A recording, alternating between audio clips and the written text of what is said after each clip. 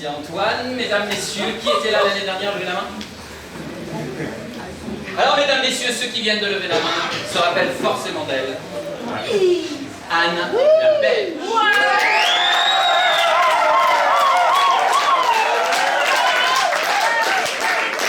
Avant de lancer son sketch, il est important de vous partager un petit peu son histoire.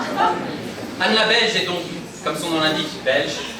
L'année dernière, pour la première fois à l'espace, elle découvre le One Woman Show, un rêve d'enfant. Devant l'ambiance surchauffée de l'espace qui l'a acclamée, Anne la Belge a décidé d'aller plus loin dans la réalisation de son rêve. Elle a décidé de tenter l'aventure pour devenir professionnelle. Elle vient de s'inscrire à une école de stand-up à Paris.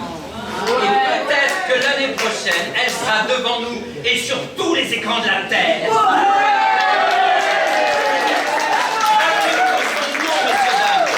Anne la Belge. Elle vient d'écrire un sketch spécialement sur ce qu'elle a vécu pendant cette semaine et demie dans les ateliers de l'espace. Je vous demande de l'applaudir chaleureusement. Anne la Belge!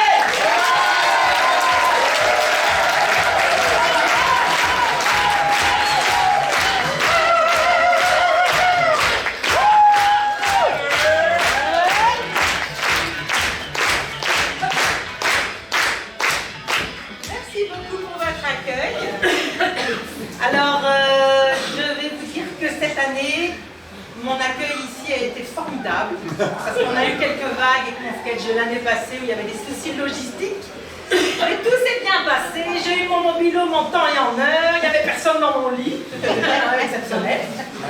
Et donc je me suis dit, là maintenant tu dois te motiver, tu dois faire des ateliers, un maximum d'ateliers pour te transformer en fait, hein, c'est pour ça qu'on est là. Hein.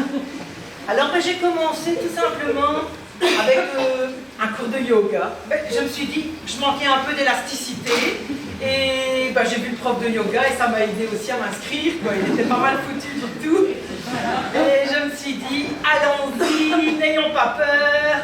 Et ça a commencé très fort parce que j'étais face à lui et ça c'était pas la bonne position parce que il m'a demandé de faire des choses qui étaient complètement difficiles pour moi, style la position de la grenouille.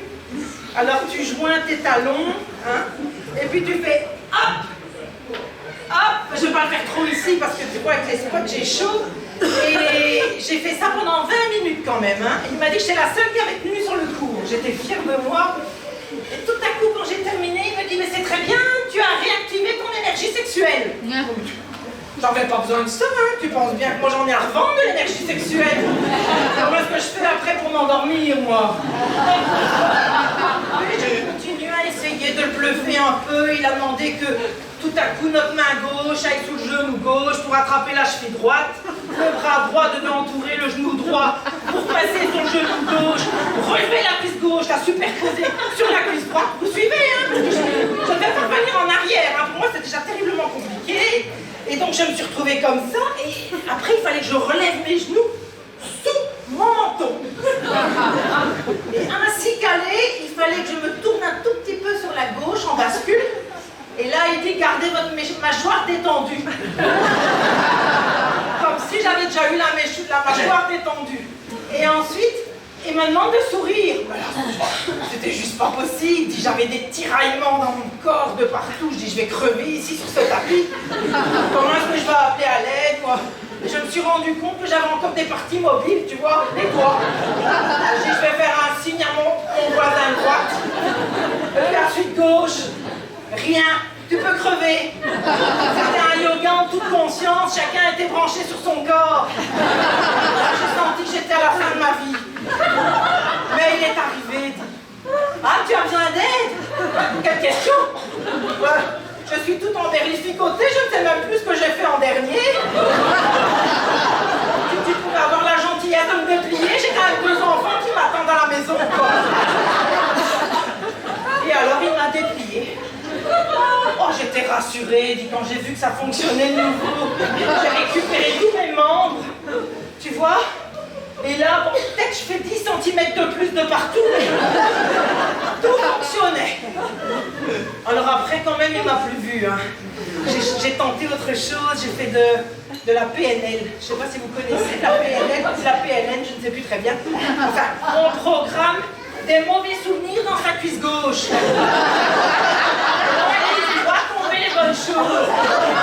Alors moi, je me suis dit, essaie de trouver une phobie, quelque chose qui, vraiment, que tu fais des cauchemars avec, quoi. Mais moi, j'ai pas vécu de grosses choses, tu vois. Et la seule chose que j'ai vécue, c'est que Bruno, mon ex, il mâchait du chewing-gum la bouche ouverte. Je t'aime. Et ça, je l'ai quitté pour ça, quoi. C'est un peu con, mais voilà, quoi. Et ça, je l'ai ancré dans ma cuisse gauche. Il avait un chewing-gum. Oh.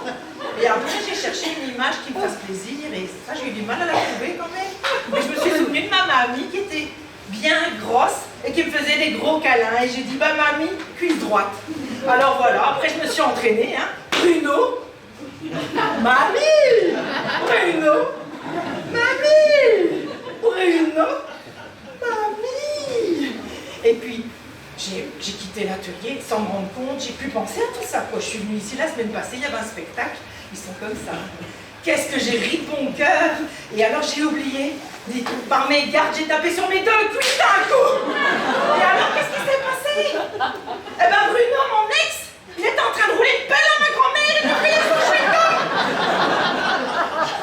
Moi, je ne sais pas s'il y en a qui ont suivi cet atelier avec moi, parce que vous êtes quand même tous réunis. Ça me ferait plaisir qu'ils se manifestent, parce que moi, j'ai perdu mes notes. Et je voudrais quand même bien désancrer les choses et enlever Bruno de ma cuisse gauche, quoi. Tu comprends, il y en a qui aiment bien passer toute leur vie avec leur ex dans la peau. Mais moi, Bruno, franchement, j'aimerais bien qu'il sorte de ma cuisse, quoi. Hein? Je suis très bien toute seule dans mon corps, en fait. Alors après, qu'est-ce que j'ai fait encore? Ah oui, j'ai appris à communiquer. Parce que moi, je suis quand même toute seule depuis des années et je n'ai plus beaucoup d'amis. Et je n'ai plus d'amoureux non plus d'ailleurs, parce que Bruno, c'est toi. Et donc du coup, je me suis dit, je vais apprendre à communiquer non violemment, donc ça s'appelle CLV. Alors je suis revenue sur une histoire de Bruno, parce que Bruno, il avait beau m'acheter du chewing-gum la bouche ouverte, c'était quand même un mec, le seul qui était honnête sur Terre. Hein. Un matin, il se lève au saut du lit, il me dit, chérie, je t'ai trompé. Mais moi j'étais là. Mais je lui ai dit, j'ai eu la rage, quoi. Je lui ai collé une tarte, hein. Je lui ai dit, sale type. Mais il s'en souvient encore, tu sais, hein. Non, mais là, je lui ai collé la tarte de sa vie. Et là, j'ai compris cette semaine que j'avais peut-être fait une erreur. En fait, quand un homme te dit qu'il te trompe, je sais pas si ça vous est déjà arrivé, hein. Chérie, je t'ai trompé. Toi, t'es là en face et tu dis, je suis très peinée.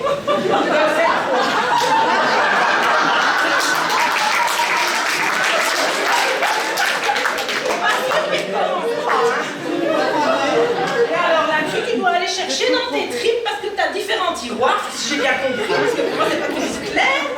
Tu dois chercher le besoin que tu appelles dans tes tripes, quoi. Alors moi, la première question que j'ai posée, c'était... c'était où et quand? Besoin de repérage dans l'espace. Et après, j'ai demandé que t'es protégé. Besoin de survie. Et après, j'ai dit t'étais avec qui? Besoin de sécurité commérage, quoi. Et puis en dernier, j'ai quand même dit c'était mieux qu'avec moi. Besoin de tuer!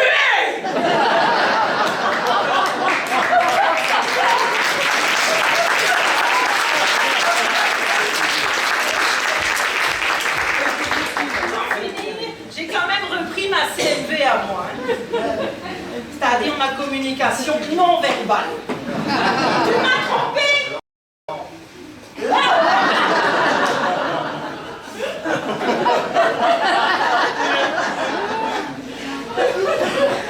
Alors heureusement, ici on a un bar de nuit. Hein.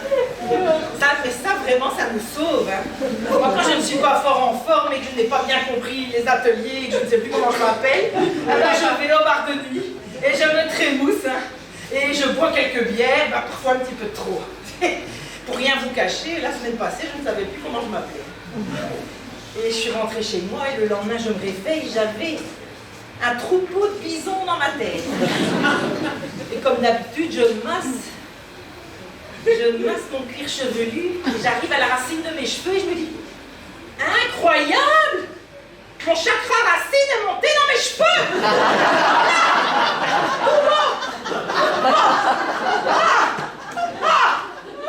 Alors j'ai un haut le cœur, bien sûr, je cours vomir, je vais au plus près, la première cuvette de WC, je vomis. Mais qu'est-ce que je vomis? Mon plexus solaire! Tout fumant! Dégoûtant! Je me dis, bon, il faut absolument que mon cœur batte moins vite. Je mets la main sur ma poitrine et là, malheur, je suis en connexion avec mon périnée.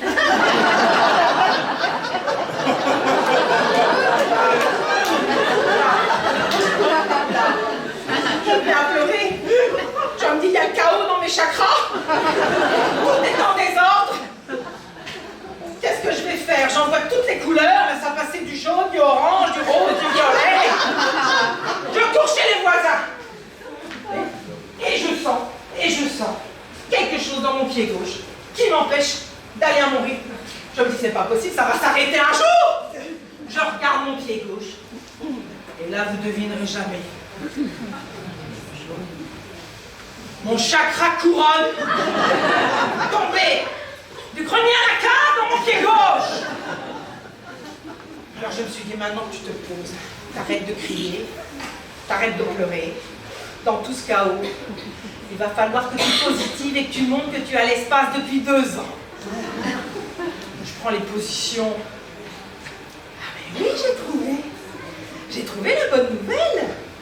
Je vais pouvoir dorénavant, du bout de mes orteils, caresser les étoiles. C'est peut-être ça, la magie de l'espace. Ouais.